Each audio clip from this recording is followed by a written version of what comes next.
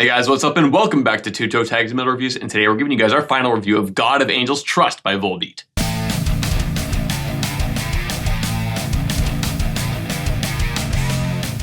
So we've been listening to this album non-stop throughout the entire week, and I really want to commend this band for how hard this album gets. I don't think Volbeat is a band that really has much of a reputation for being heavy or really aggressive with their music, but this album brings it. Like, I feel like if you took a lot of the riffs from this album out of context, you'd show them to someone, they'd be like, what thrash band is that? What thrash album is this? And it's like, nah man, that's Volbeat.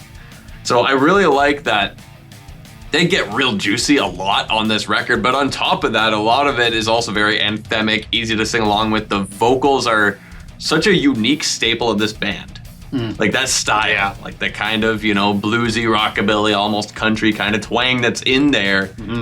It creates this awesome juxtaposition that you really don't see that often, just in general, to be honest.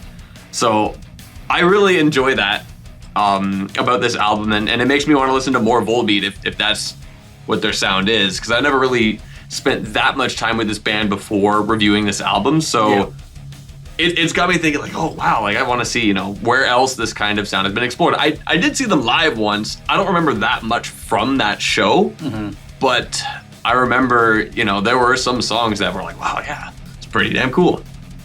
So I said last week that Devils Are Awake sounds a lot like Mastodon, and I still think that. However, another song, At the End of the Sirens, also has a similar vibe.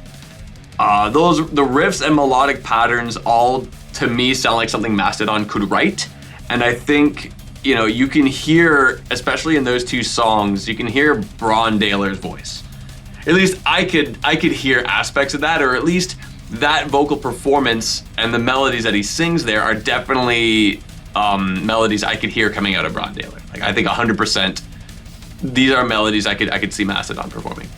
Okay. And I think that's awesome. I think it's cool that this band can, remind me of all this thrash stuff and also remind me of a band like Mastodon with how groovy and jammy that band can be. Super duper cool. And specifically At the End of the Sirens, that's a song that really grew on me a lot. Because at first I didn't really have that much to say about it, but it's one of those songs that every time it came on, I got really into it. Where you're listening and you're like, yeah, this one. Oh, and it's not one that I already had notes or thoughts about. It just kept standing out as like a sick track. So it kind of felt like one of the biggest growing tracks of the week. Just to stop you there, because I have a note on that song from our first impressions that it could be a grower. Oh, it was my note initially, and I do agree. It grew on me pretty fast as well. Yeah, I love the pitch bend in the verses, in the vocals. That's super cool. It was a very like, yeah, let's go. And it showcases some of the best that this album has to offer. And it was not one of the like super duper crazy standout tracks at first already. Because there are other tracks that, were mentioned last week and previously that I still enjoy. Like By a Monster's Hand is it's the song. For me, it's probably, even though there's a few really standout tracks on this record, By a Monster's Hand's probably the number one for me. I love the change up after that second chorus of the faster riff. It's so cool every single time. Yeah. Love that. Love how infectious the groove and the melodies are. Like, it just has it all. And I love that. Devils Are Awake is pretty similar as well in that regards. At the end of the verses, you hear this kind of aggressive, not necessarily a growl, but he gets a bit aggressive with the voice, at the end of every, before the pre-chorus into the chorus. That's awesome, and that's a really cool small little detail that, I couldn't unhear and just loved every time I heard it. Like, it adds an extra spice to that. Love that. In the Barn or the Goat, fuck. I feel like this one is like the most twangy or country or bluesy out of the tracks on this record. I think, and I may have mentioned this already, when you kind of naturally think of Volbeat, a song like this is more so what you kind of think of, or at least what I would think of, but it's super awesome. Every section feels so individual and awesome. The shuffle is in the middle, the ending solo, the whole thing just hits like a truck, and I really, really like that. And That It's one's definitely the most standout track, I think, on the album. And it's smacked out right in the middle of the album, too, which I think helps it. Because you got whatever comes before, whatever comes after, they do their own thing, and they have their own kind of contour. But having that song right in the middle and having it stand out so much stylistically, I think was a really good like creative choice to put it there. Yeah, no, you're 100% right. And regarding, before and after, there are, I guess, 3 break tracks on this record, which good contour on the album, good contour, good pacing. Time Will Heal is one of the singles that we reacted to, and it is one of the breaks. It is in the middle of the album. I think it's a great transition track, very pretty and catchy melodies. It's got a great message. At first I was kind of neutral on this song, but it grew on me a lot. Like I think it's a great one. Out of those 3, that one's my favorite, followed closely by Lonely Fields. I think that's a pretty nice one as well.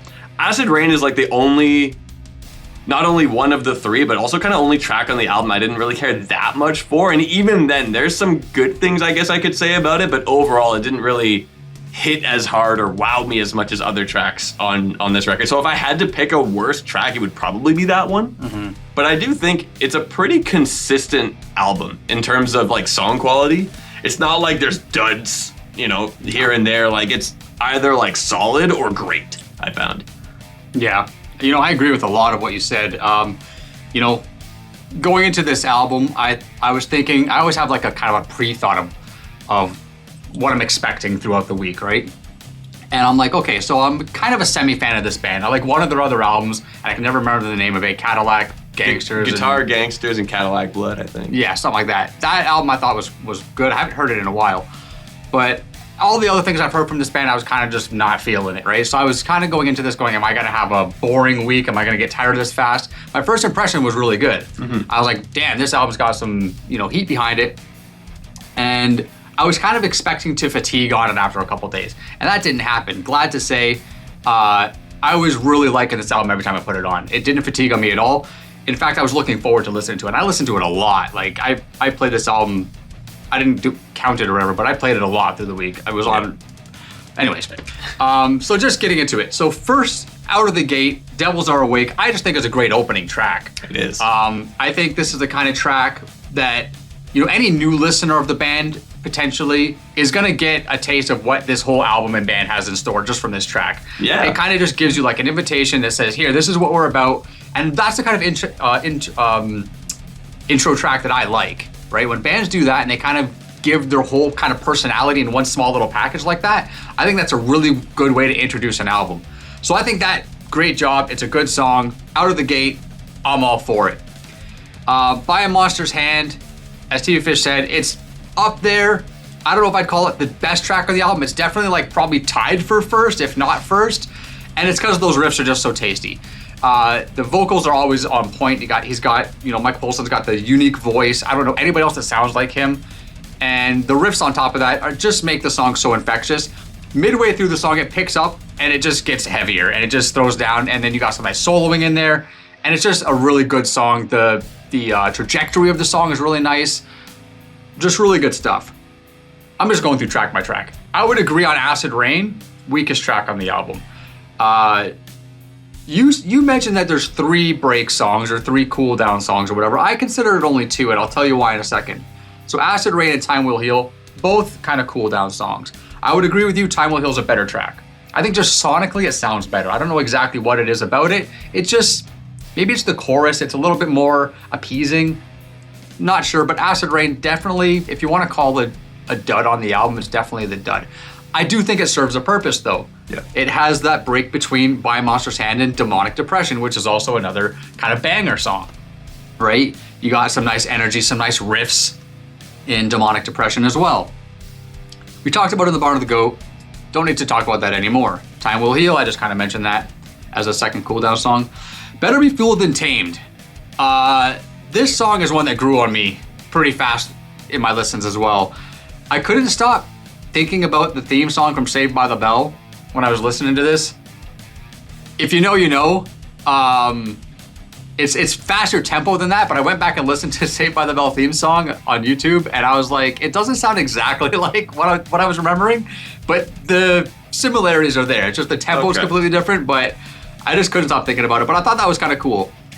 you get some Slayer vibes in this song during the bridge and stuff like that. And Love that bridge. I kind of thought I was the only one that thought that, but I saw a few other commenters saying that as well. So I was like, okay, cool. I guess my thought was, it made sense. I also love the drum rolls that lead into the choruses of this song. It was really tasty, just kind of not super long rolls, but just beautifully presented and just really, really good stuff. At the end of the Sirens, again, I agree. It was a grower song. It grew on me. Definitely an awesome track, has really good forward momentum. And I say that a lot in my reviews. I don't even know exactly if people understand what that means coming from me, but when I'm listening to music, a lot of times it has directorial kind of feel to it. Some songs feel stagnant, some songs almost feel like they're moving backwards, and some songs feel like they're perpetuating forward. I don't know if that translates well to people understanding what I mean, but that's a song that has good forward moving momentum. Lonely Fields, this is what we're gonna differentiate on a tiny bit. Yes, it's a slower song. Yes, it can be considered kind of a break song or a cool down song in a sense. It's got kind of a slow crawl feel to it, but it maintains heaviness. This song to me, even though it's slow, it's heavy, it hits hard. And I really like that aspect of it. The thing that I would say kind of classifies it more as a cool down or break song is the chorus, because the chorus really has a ballady type of sound to it. Yeah, that was a lot of the foundation that kind of. That's the foundation, yeah. And then also consider that it is between at the end of the Sirens and the final track, which is Enlighten the Disorder by Monsters Hand Part 2. Being between those two more energetic songs makes kind of this a cool down song by definition in a sense. It does, yeah, it does. So I don't disagree with you. I just kind of didn't classify the same way as I did Time Will Heal and Acid Rain, because both of those songs didn't have that punch that Lonely Fields had. And I can see that. Like, you listen to the main like verse riffs, you get that crunch out of it. Yeah. The other two tracks don't have that. This one does. So it's almost a hybrid in a sense. Yeah. But also due to its nature and placement on the record, it does serve as a cool down, but it's a cool down that's like harder and crunchier. Yeah. So you could see it however, right? Like it makes sense to see it that way. It makes sense to not see it that way. Exactly. And just to point out a little tidbit, the bridge section of that song kind of sounded like it reminded me of the score from Halloween. Had this like piano part. I was thinking that too. It feels like that. It sounds like that. I kind of wonder if it was inspired by it. If so, cool. If not, that's fine too. And then the last track, Enlightened by Disorder, A Monster's Hand Part 2. I think this is just a great continuation of A Monster's Hand. I think it feels like a part 2 to that song. I don't know if the riffs are the same or similar or if they're repeating stuff. Well, it's mainly that this one continues from where the fast part of the original leaves off. Yeah, so are the riffs the same though, or did they change up the riffs a bit? I wanted to slightly different, but it's still the same deal. My weird thing about that song though is that it feels kind of disconnected outside of that. But then not only that, this song feels like it ends so abruptly. It's just like guitar solo and then it just kind of ends and then that's it. And it's like, oh. Sometimes that's okay, sometimes it's not. I didn't notice that. So to me, that would be an okay ending. It's when I notice it and it sounds weird and kind of takes me out. I go, wait a second, that was really awkward. That's when I kind of have a problem with it. I didn't feel like that for that song at all. Yeah, I noticed it. I thought, I'm like, oh, this kind of just ends. Like, I don't know. It feels a little abrupt. But otherwise, it's still a pretty good song. And it's cool to see it continue on the latter half of the original. So part 2 is a pretty decent way to define it. And lyrically, it probably is like easily directly connected. I didn't look at the lyrics of that. Yeah. But I'm sure it is connected in that sense. But musically, it has some connection, but it's not as like strictly linked as it could have been. And maybe it doesn't even have to be. I don't think it has to be. I think they did just enough to connect it musically. But still feel like its own track. Exactly, that's the point. It has to feel like its own track, so it can't just be, the same music with different words. That wouldn't work. It would almost feel cheap in that sense. Yeah, so it's a good reprise of themes that are presented in the original. Exactly. So with that said, I think I'm ready to rate God of Angels Trust, which is GOAT by the way, if you didn't notice that. Oh shit! Wait a minute. I was wondering if you actually caught on. No way! Oh my god! It's literally the GOAT. The album's called GOAT. And there's a lot of GOAT themes on the album too, even in the videos and the album artwork is it's all over. Why did I not? It's right there in your face. I'm It's right surprised. there. I was surprised you didn't mention it, and I'm more surprised that you actually didn't catch it. So now that I mentioned it, That's totally the kind of thing I would like easily just like, oh, look at this thing. Yeah, Like, exactly. what? I was totally expecting you to mention it at some point during the review and like just shout it out, and you didn't. And I was like, did he even catch on to that? No. Wow. Okay. So rating the album. So, yeah, I didn't get bored of this album. This album was actually just a pleasure to listen to, and that surprised me because, like I said, Volbeat's never been a band that I was like, oh yeah, Volbeat's amazing. Like, they've always been kind of hit and miss for me. I'm just gonna mention one more time about Michael Poulsen's vocals. This guy's got such a great voice. He's got great inflection. His cadence is amazing. He has good ad libs. His little grunts, his oohs and stuff like that. Yeah. Really well placed, really well done. So just a good shout out to that too, because I don't know anybody else that really sounds like this guy, and that uniqueness really brings a special flavor to this band. And without him, this would just sound like another band that's kind of a bit thrashy, a bit rockabilly and whatever. Not that I can even think of another band that does that. Yeah, but exactly. I never really listened to rockabilly. There's probably lots of rockabilly bands out there, but who knows? So with all that said, I'll give this album my toe tag, but I want to just emphasize one thing. Not only does this album get my toe tag, but it's also one of my highest ranked albums of the year so far.